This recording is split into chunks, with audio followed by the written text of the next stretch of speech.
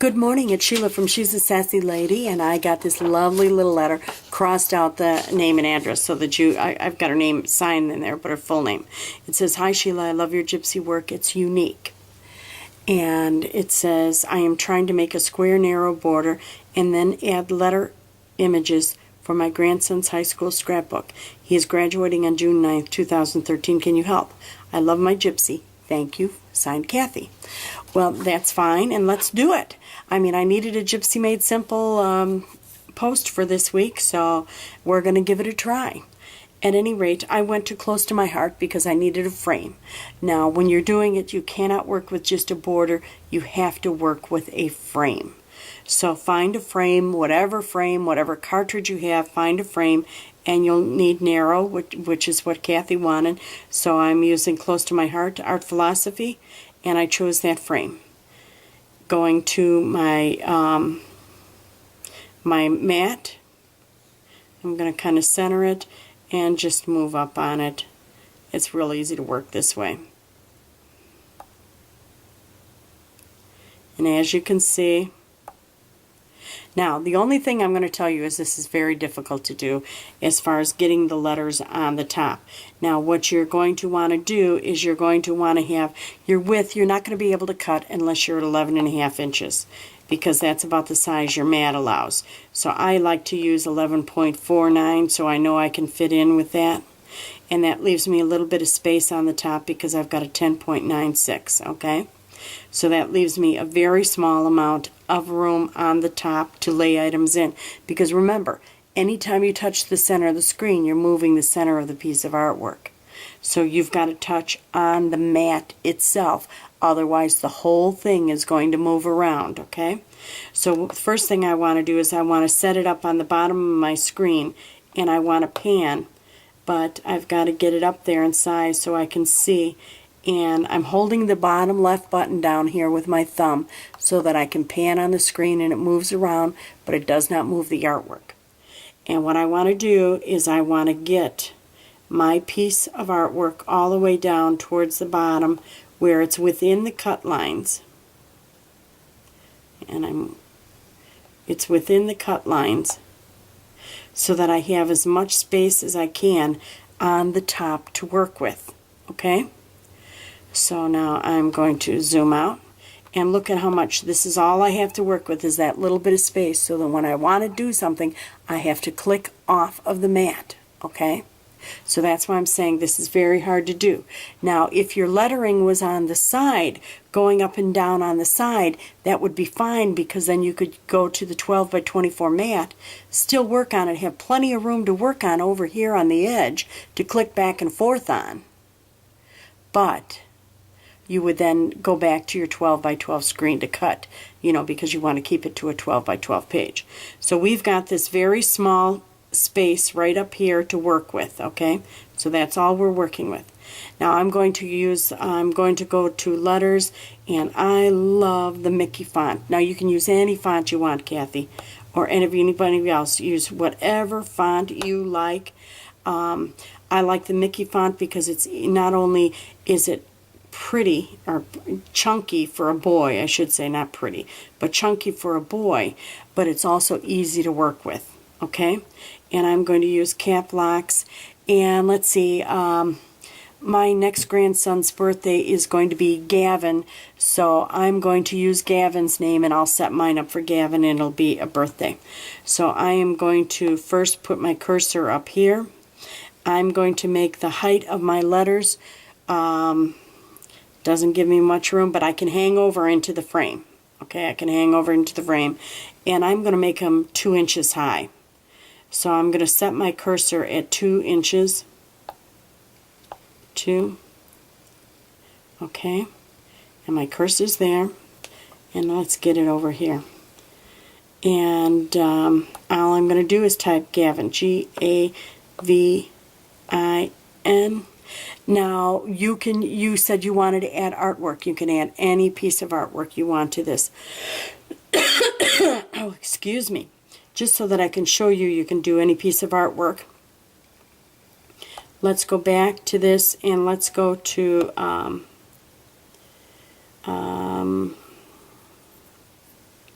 Let's see, a birthday one, as soon as I can get it to turn. Celebrate, I like. And we'll get a birthday hat, okay? And celebrations, there we go. And there's a cute little birthday hat here. Or maybe not a birthday hat.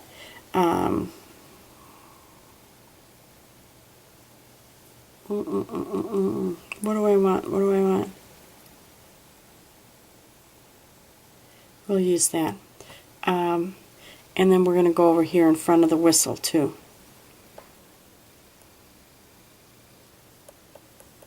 I don't know if I can. Okay, we'll just do that. Okay. Now, see how it's up above? Let me zoom in a little bit more. See how it's way above here? And that's because my letters are so big. So I'm going to just bring it down, and I'm going to set it on here. Now I've got Gavin. The only problem is it's just going to look funny if I cut it like that. I mean, it's going to cut perfect because it's sitting on the frame. But I'm going to play with it a little bit. I don't like the amount of space that's between the V and the A, so I'm going to crank up my letters just a tad because they are going side to side. They're actually a width on here, as you can see, is 11.31. But look at all the space in between there. It just looks funny, doesn't it? So let's just pop it up a little bit more. Okay, and then we are going to go to the kerning, K-E up here, and touch on that. Okay, and we're just going to bring the letters in just a tad. See how that worked?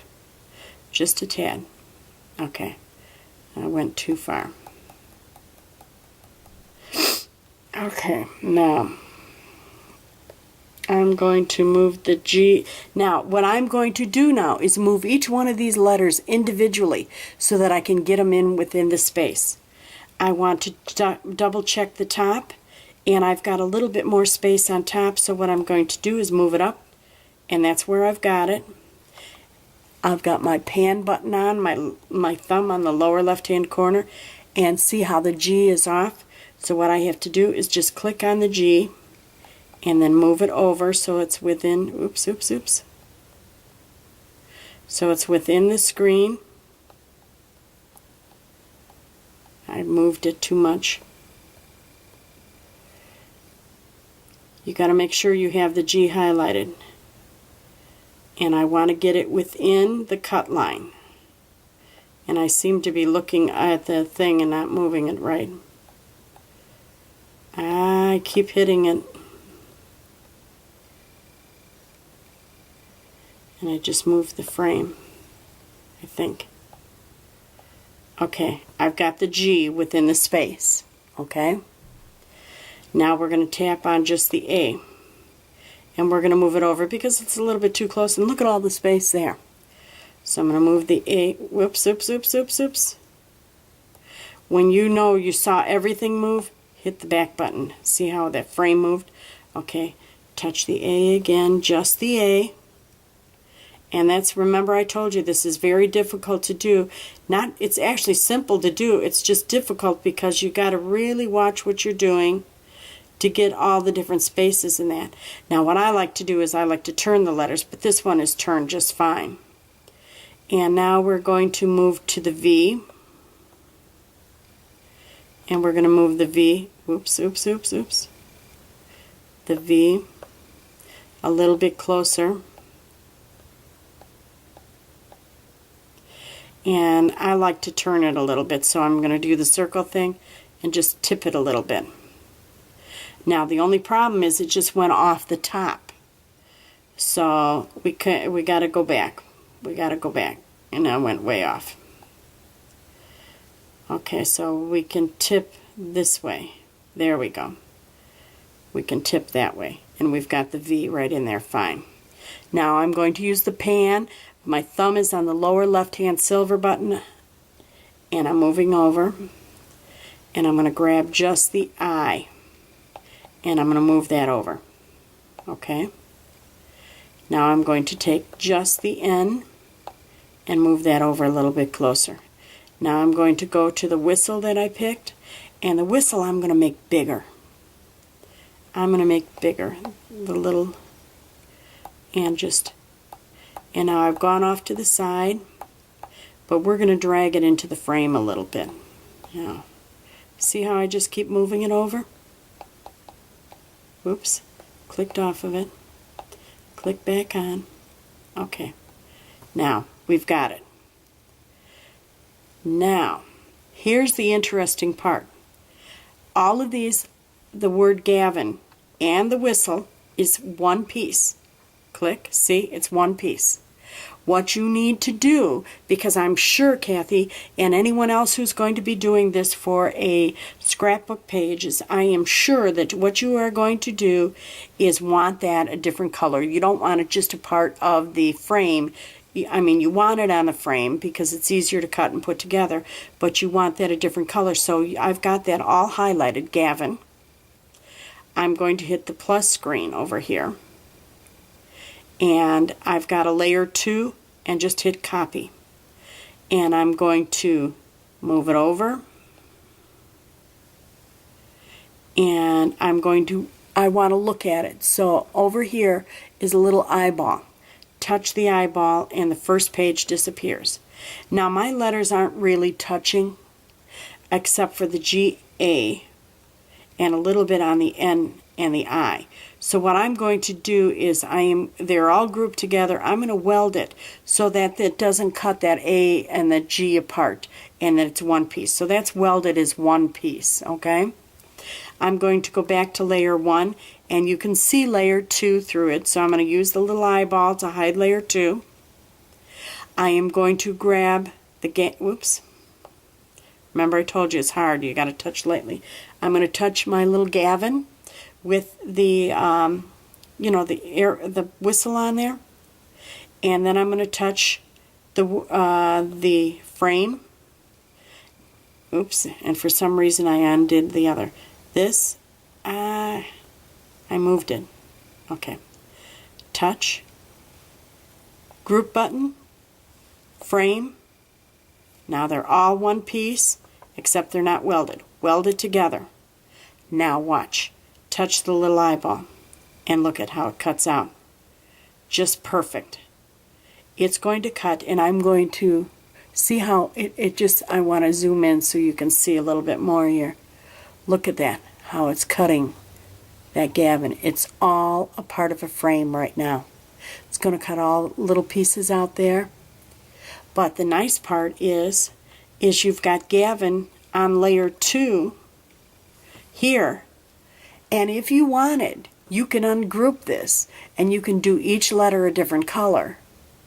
And what I would do at this point is I would double click on that. I would leave it all together and I would bring my little whistle down here and I would make the whistle a different color. And you can bring each individual letter and leave it separate if you want and have all different colors. But I think I would want the Gavin all one color. That's my personal taste. And then the whistle a different color. So now on my mat I have it set out so it's ready for an easy cut. See how simple that was? Kathy, great post. And all I'm going to do, because I'm not really going to have a full project with this, because I don't have any pictures yet for Gavin, and I haven't got it ready for Gavin, but I'm going to have the page ready, and I will get it cut out, and you can see what I'm going to do with it. And I look forward to seeing what you do, Kathy, and I hope you email me. Matter of fact, ladies, I'm going to start putting my address on my blog, so that if you have something that you make off of one of my posts, you can mail it to me, or mail me a picture, or email me a picture. You can always do that by hitting the contact button. But some of the cards that you make, I sure would appreciate it if you'd email or mail them to me, and I can feature them on my blog. You have a blessed day, and thank you. And anytime, just hit the contact up the top, and this is how it comes to me. And I'm going to zoom out here. This is how it comes to me as my email.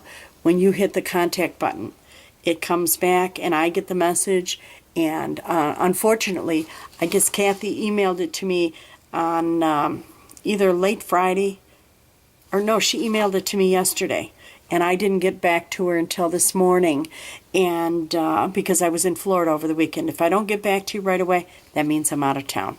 So otherwise, if there's a special project that you'd like to know how to do, just hit the contact button. It'll come right to my email, and I'd be happy to show you how to do that for yourself. Well, ladies, I am back, and I had a little accident while cutting my frame.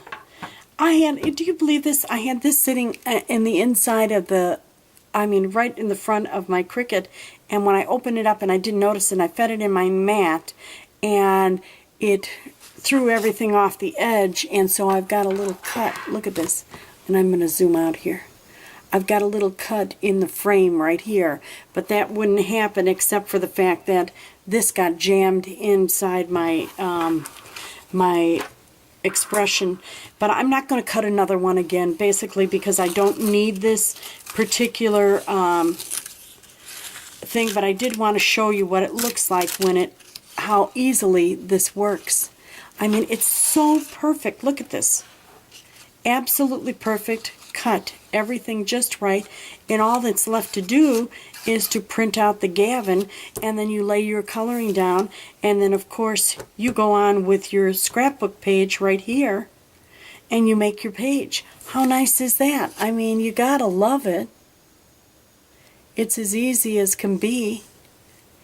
And what a wonderful way. I want to give a shout out to Lori at Scrapping My Stress Away. She does her scrapbook pages all the time on her Gypsy, and she does a wonderful, wonderful job. And basically what she does is she makes the mats herself, and she'll make a bunch of little frames. She'll just take a sheet of paper and cut frames in it and then drop her pictures in. You can do that too, but she always does, the art ahead of time so that she pulls it out.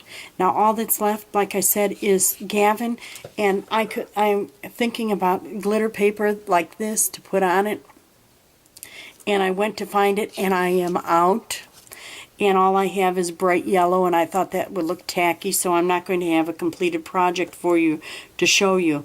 But then I thought, oh well, I'll go with the white or a silver, and I didn't have a white or a silver to show you. So, but that's what it looks like. Simple as that. And Kathy, thank you, thank you, thank you for the wonderful suggestion. And look at all that paper that's left over, and nice piece of scrap paper. Just take and cut it off. And I tell you what, you can do all kinds of things with that paper, can't you? Because there's such a big chunk left. And I'll be keeping that. And I thank you so much. You have a wonderful day out there, and thank you for joining us at She's a Sassy Lady today. And please send those things, and I can give you a quick tutorial on what to do to make what you're looking to do. And I think, Kathy, this is going to do the trick for you. Have a blessed day. Bye now.